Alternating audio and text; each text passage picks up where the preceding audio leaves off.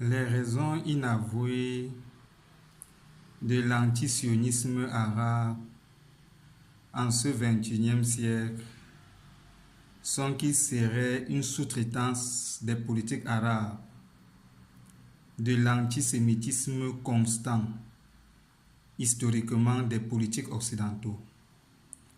Et pour soutenir cette thèse, on pourrait relater un peu brièvement l'histoire du rapport du judaïsme au monde occidental et arabe. Déjà dans l'Antiquité, les Juifs s'opposaient aux valeurs culturelles perverses romaines, telles que les LGBT, les valeurs LGBT telles qu'on défend aujourd'hui, dont l'essence est gréco-romaine. Les Juifs s'opposaient aussi au caractère oligarchique, strict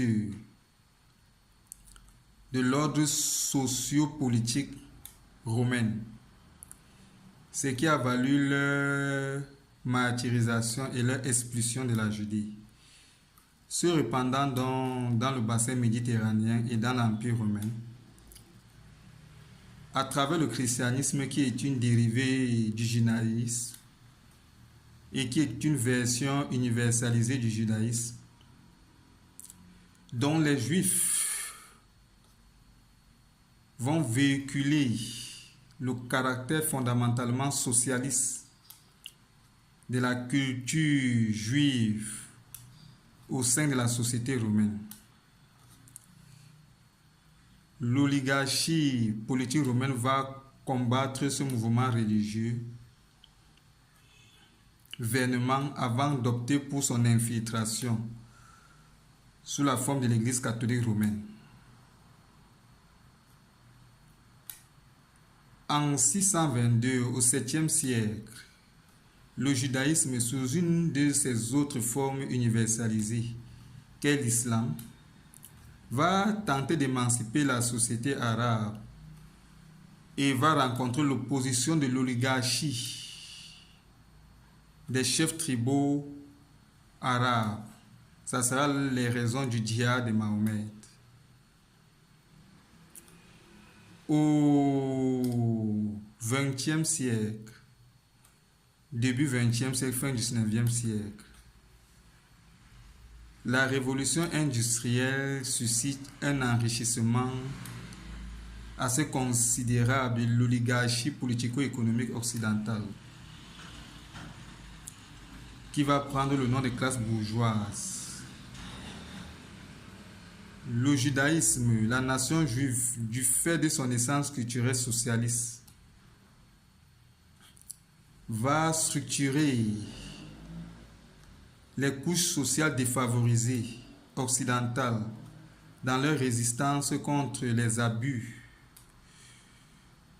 de la classe politique connue sous le nom de classe bourgeoise et ayant des caractéristiques économiques bien établies et fondées sur un enrichissement matériel extrême. C'est dans ce contexte-là donc qu'Arthur Balfour encourage le retour des Juifs au Proche-Orient. L'optique étant de débarrasser la société occidentale de la présence juive qui structurait ses revendications contre les abus de l'aristocratie bourgeoise. Ceci dans un contexte historique où le charbon étant la ressource énergétique stratégique dans la production industrielle, l'essentiel des ressources énergétiques en charbon se trouvait en Europe, ce qui faisait de l'Europe l'épicentre de la production industrielle et de l'essor du capitalisme. Mais les choses vont très vite changer à partir de 1920-1930, la décennie 1920-1930. Le pétrole supplante le charbon comme ressource énergétique stratégique dans la production industrielle. Et l'essentiel des réserves en hydrocarbures les plus stratégiques au monde se trouvant au Proche-Orient. là où le mouvement sioniste y a été encouragé par les autorités britanniques,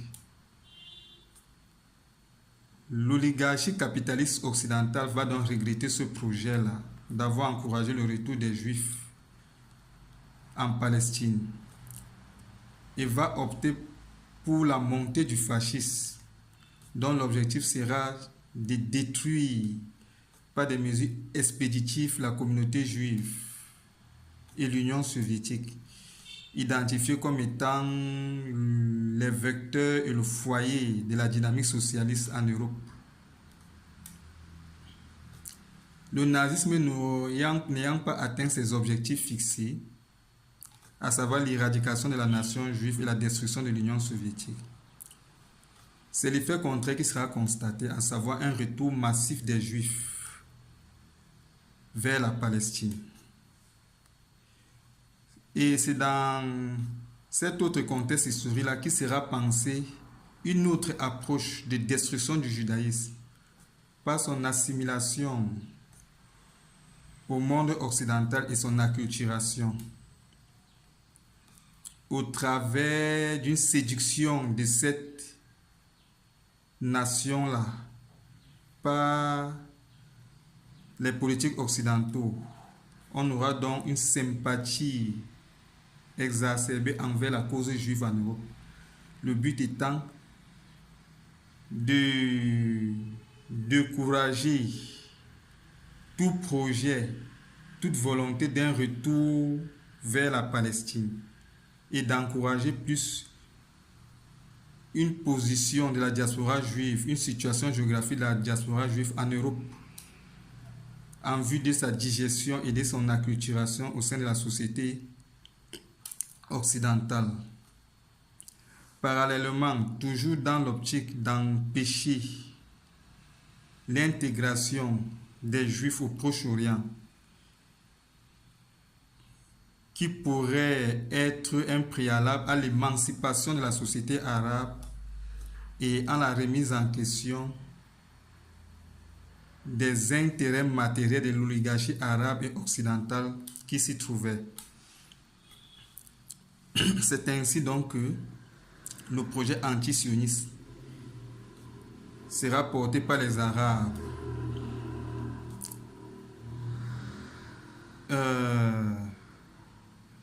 encouragé dans cette dynamique-là par les politiques occidentaux. Voilà donc l'explication de l'antisionisme arabe. Une sous-traitance arabe de l'antisémitisme politique occidental, historiquement constant. Si on constate bien, c'est les Arabes qui défendent mieux les intérêts occidentaux que la nation juive. Il semble avoir comme une convergence d'intérêts géoéconomiques entre les politiques arabes et occidentaux. L'anti-impérialisme occidental, arabe, défendu par les Arabes, prôné par les Arabes verbalement, ne se limite qu'à l'antisionisme. Au-delà de l'antisionisme, les politiques arabes n'ont aucun problème avec les politiques occidentaux. Les hydrocarbures de la péninsule arabique et du golfe Persique sont exploités par les occidentaux, de même que ceux se trouvant dans les eaux maritimes de l'Égypte au niveau du canal de Suez. Le détroit de Bosphore, contrôlé par la Turquie, permet la domination économique occidentale en Europe de l'Est. L'Algérie se positionne en projection stratégique de l'impérialisme économique occidental vers le Sahel. Lorsqu'on étudie bien, par exemple, l'actualité du conflit israélo-arabe depuis le 7 octobre 2023, on se rend compte que les politiques occidentaux, les institutions internationales contrôlées par l'Occident, tous, à savoir l'ONU, les casques bleus, les missions humanitaires, le Vatican et l'Église catholique romaine soutiennent tous la cause palestinienne. On est prêt à soutenir les Juifs pourvu qu'ils se laissent persécuter par les Arabes et qu'ils laissent qu'on s'apitoie sur leur sort.